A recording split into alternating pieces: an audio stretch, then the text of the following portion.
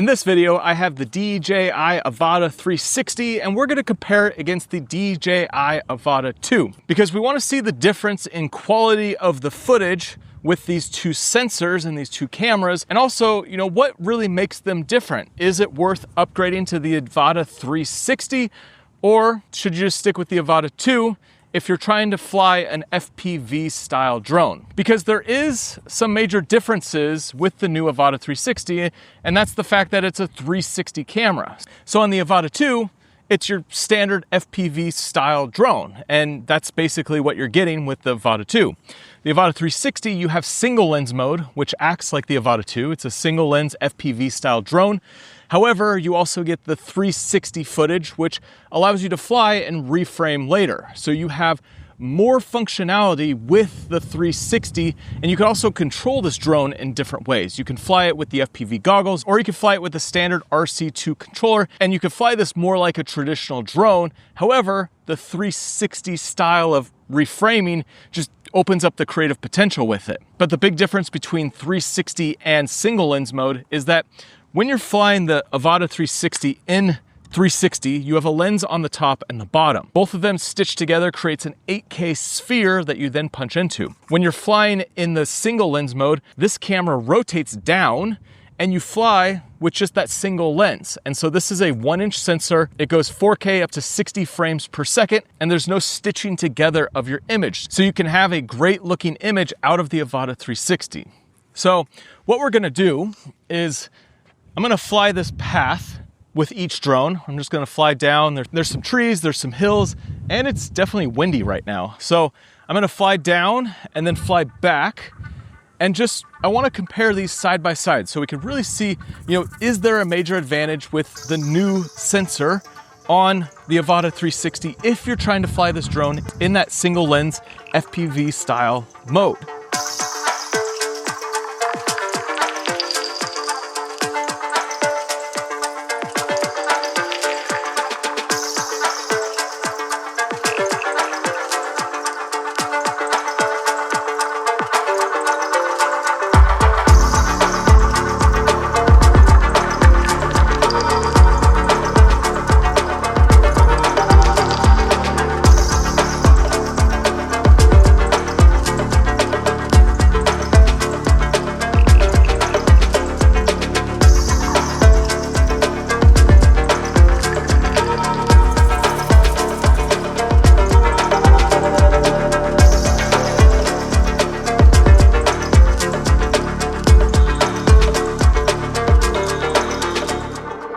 So a couple things I want to point out. I flew both of these drones in full auto when it comes to exposure. However, I did lock the white balance because I don't want the colors fluctuating around. On this first pass, I'm using obstacle avoidance on the Avata 360, and also the colors are going to be a little bit off because the Avata 360 was shot in D-Log-M and then color graded, and then the Avata 2 was shot in the normal colors. We'll compare colors side by side and shoot in both D-Log-M after this.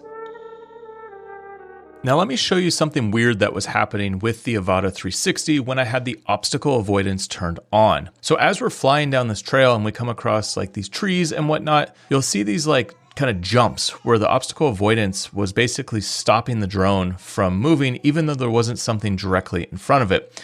And this kind of kept happening with the obstacle avoidance. So there'd be these little like jumps and then there'd be like a full stop and kind of keep going.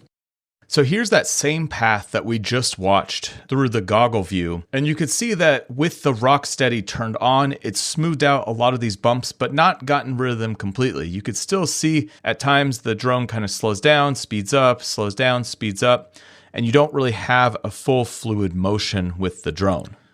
So what I did is after this, I decided to just take off the obstacle avoidance because there was a lot of issues I was noticing as I flew this trail back and forth. So this is that same path flying without the obstacle avoidance turned on, and you'll see that a lot of these bumps, and you'll see that there isn't the same issues of these bumps and stopping and all of that.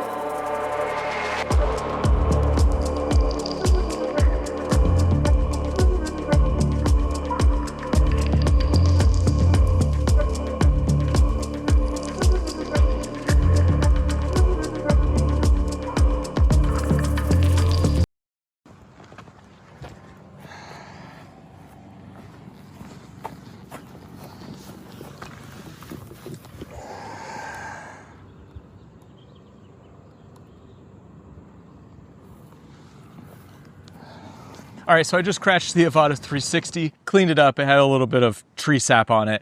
And we got to a new location here. I want to just fly around this baseball field and just kind of show you what it's like, you know, different location.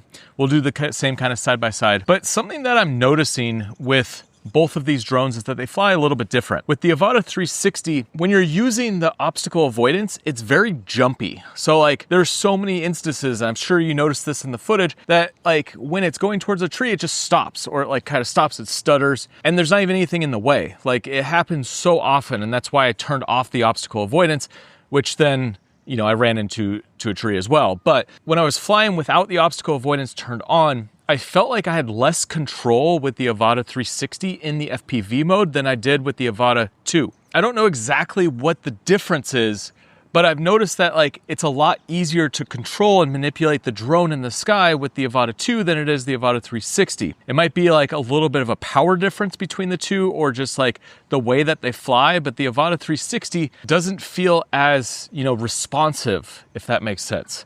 So what I want to do here is we're going to do a flight. I'm gonna fly around this baseball field. We'll kind of, there's like a tree over there. We'll fly just around the baseball field through these trees behind me here. And I'll do the same path with both. And we'll talk about some more thoughts around these drones as they're flying this path. Well, I just crashed again. So let me go get the drone. I'm glad I'm shooting in single lens mode right now, because you can see it's chewing up the drone on the bottom here, but it's protected the lenses. So, you know, even though it just slid across the pavement, I don't have any issues with the lenses. A little bit of scratch marks on the drone. All right, let's take this back up. Let's do a little bit more.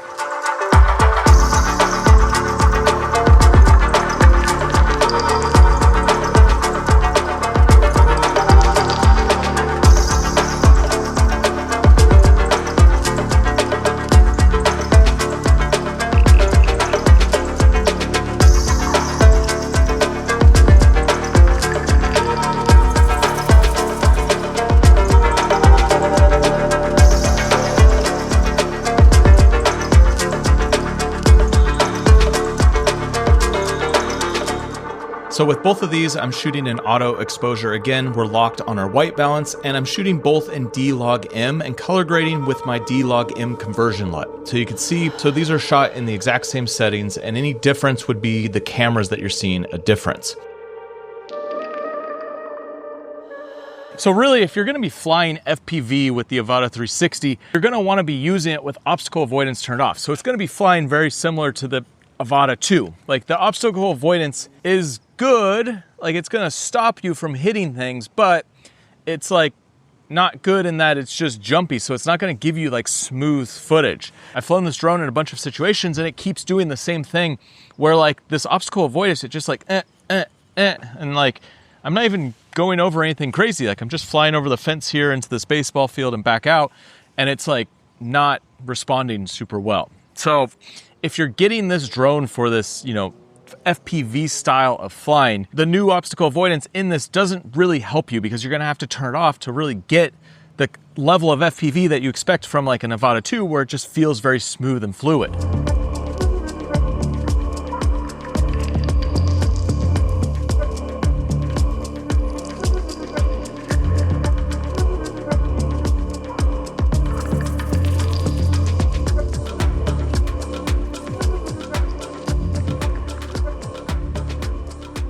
Okay, wow. I just did another flight with the Avata 2, and it's like a night and day difference. Like it's very, the response on this drone is so much different than the Avata 360. And like flying these back to back today, I've been, you know, messing around with these in different situations, and like going from the 360 to this drone, I all of a sudden feel like more confident flying again. So on the 360 feels heavier when I'm flying, which it is a bigger drone, but it actually feels like that when you're flying. Like it feels like the movements aren't as sharp and as easy to control. The Avata 2, I feel like I could take my wrist and go tick, tick, tick, tick, tick, and like the drone responds to that. And you could tell by watching this footage, like I have so much more confidence flying the Avata 2, and it's a feeling thing. I've worked with this motion controller with a bunch of different drones, And working with the Avata 2, it's like, it just responds as you're flying. Like, it just feels really good. Like, I feel like I can really control the drone and push it, you know, to do these kind of moves where it's diving up and over these fences, through these trees. And I'm not worried about necessarily hitting something.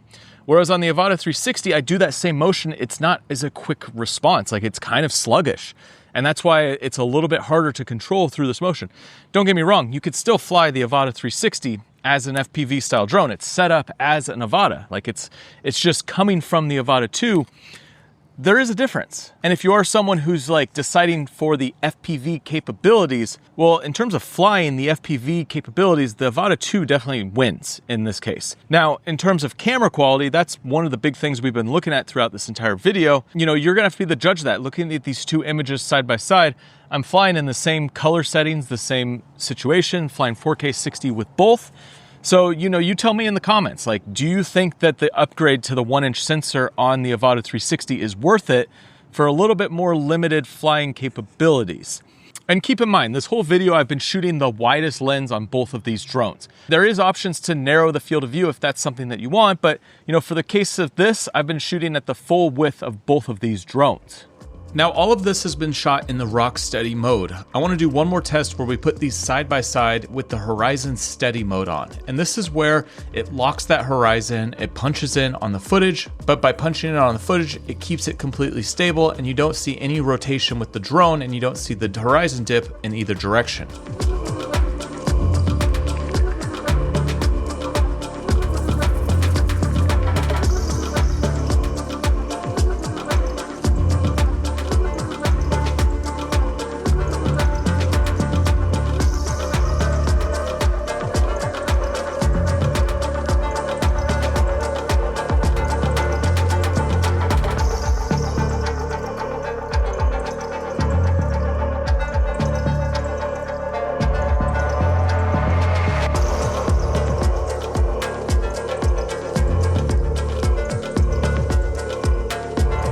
Avata 360, you have less battery.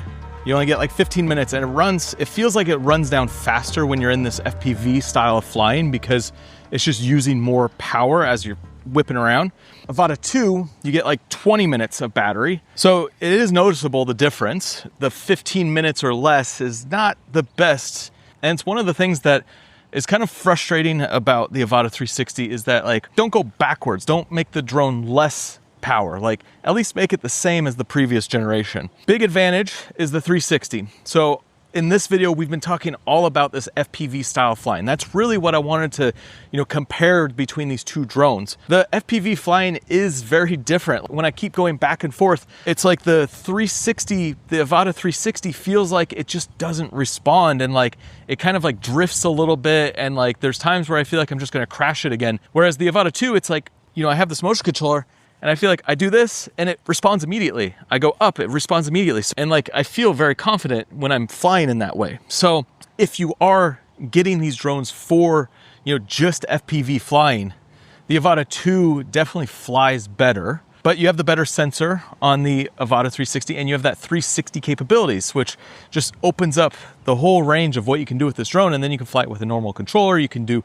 active track where you track an object, track a vehicle. So, you know, there's a lot of other things that you can do with the Avata 360 and not just for FPV flying. So I would love to hear your thoughts down below in the comments. And if you want to see, you know, the 360, you know, how that works and how that whole side of the drone operates, then I highly suggest checking out this video here or this video here, because I use the 360 in both of these. One is just like my overview over the drone. The other one is comparing it to the Mini 5 Pro because that's a different style drone, and that's where there is an interesting comparison to like your traditional, you know, gimbal style of camera. All right, I'll see you on one of those.